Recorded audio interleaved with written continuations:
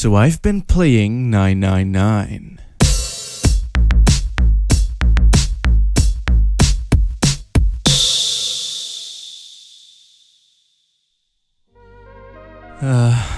Okay, so I know I didn't really call this series of 4 reviews by any kind of title like DS Month or something.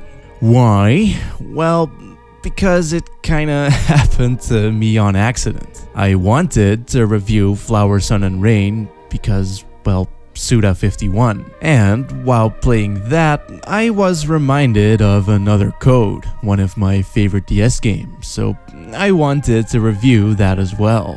But then, while researching Another Code online to make sure I wouldn't be talking out of my ass completely, I stumbled across Time Hollow.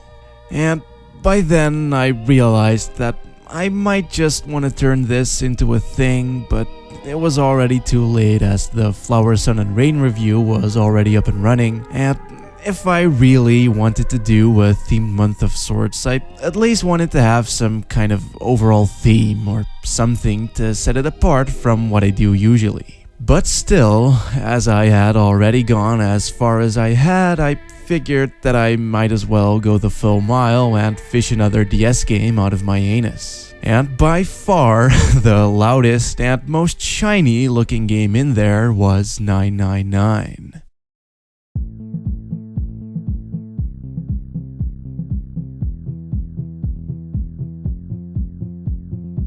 It was shouting things at me like, "Look at me being somewhat well known compared to other visual novels," and "Look at my unusually high review scores." So I couldn't really turn it down.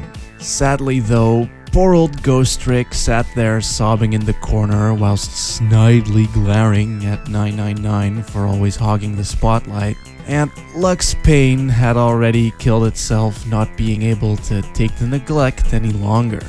Also, the Phoenix Wright series was hanging around by the bar making sexy faces at me as well, but it knows its time will come eventually.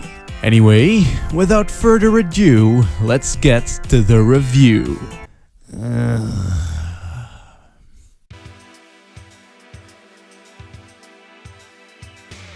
999 stands for 9 hours, 9 persons, 9 doors, implying that 9 people are locked up in a sinking cruise ship, and in order to escape they need to work together. However, they only have 9 hours to do so. Among these 9 people is a young man called Junpei.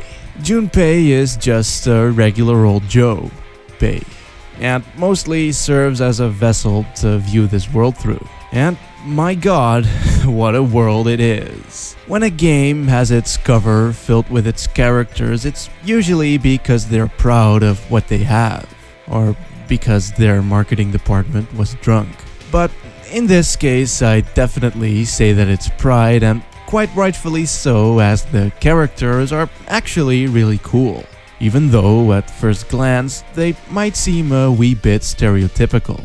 I mean, there's one of those little Lolita girls with the big poofy hair and the colorful clothing. Then there's also one of those surly goth men who's always one step ahead of everyone because he's like smart and shit.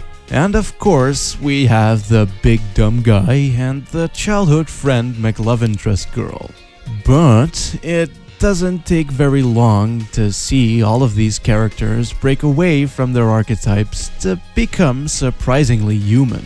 Everyone is just as scared and confused as any real person would be, and they all have their own pasts and personality quirks as well. And the game's writing does an excellent job at showing this.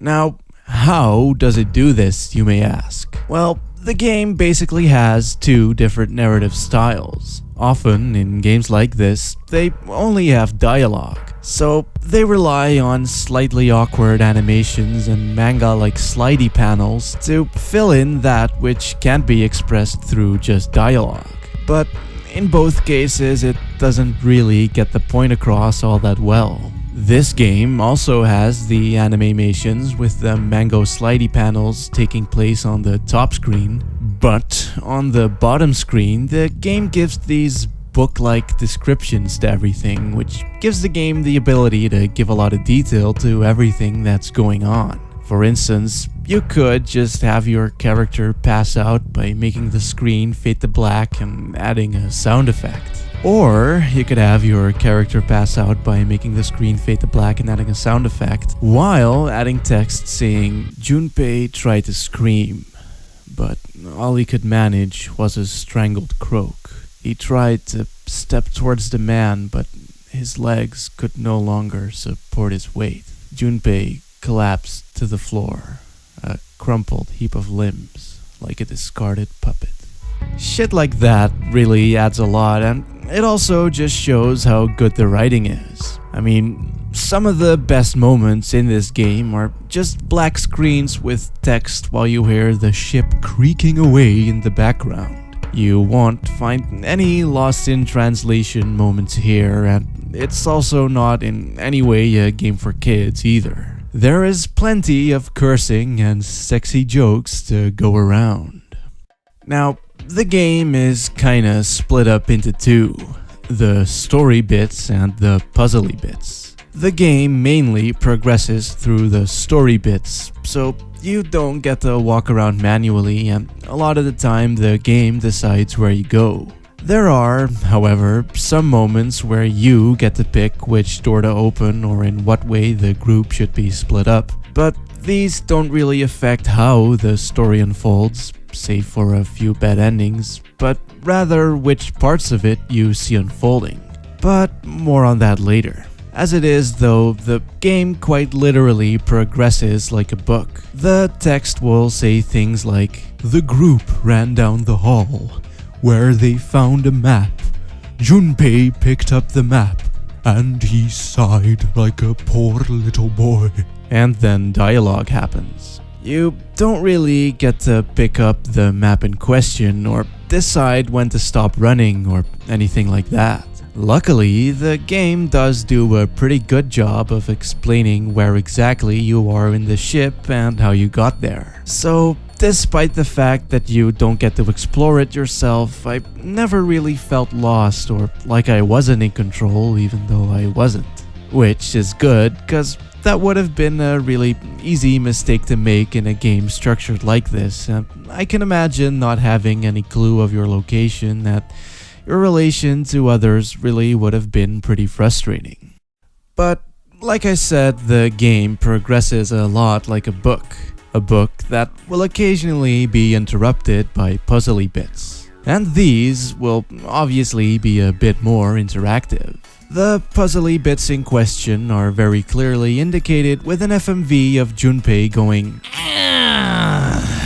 and text telling you to find a way out. Thing is that all the puzzly bits involve you being locked up in a room. While you're there, you're able to look around, which basically just boils down to switching between a few pre-rendered backgrounds with interactable items. So, as you may have already guessed, the puzzles are those of the pixel hunty inventory variety. So you just click on everything you see, and once you've gathered some items, you can combine them or use them on things to either get a key or a code or just another puzzle piece. Unlike some games that are like this though, I never felt like I was guessing.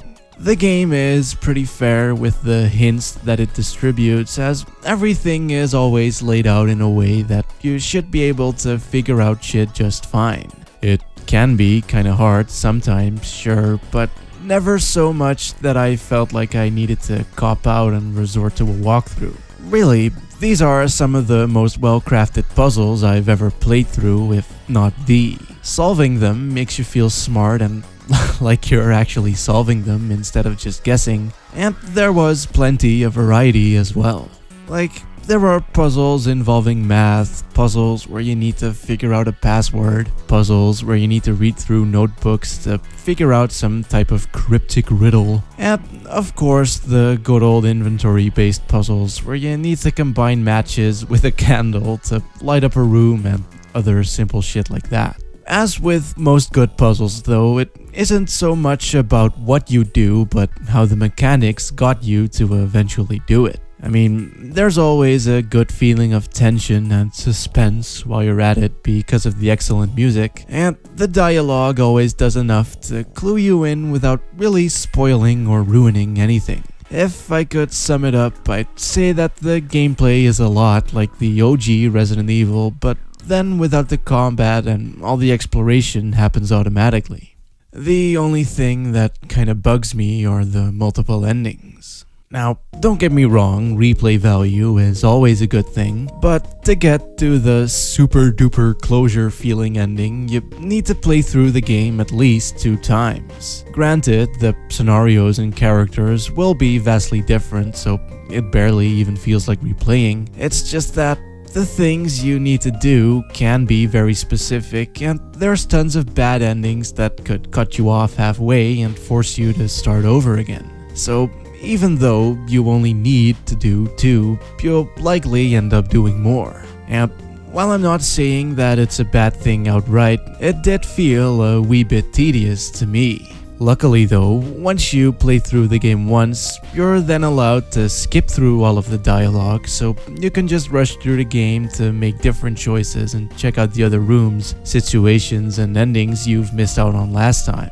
And I do applaud the insane amount of puzzles that are actually in there, especially considering the chance that some people might not even end up playing through all of them. So that's quite cool, and I appreciate the effort that went into this. But still, if it were up to me, I probably would have preferred the game to just end after a single playthrough either way. But that's probably just because I'm an impatient little bitch. Overall though, I'd say that the game is pretty fucking brilliant. I may not necessarily agree with it 100%, but I can't really fault it for not being made completely to my liking.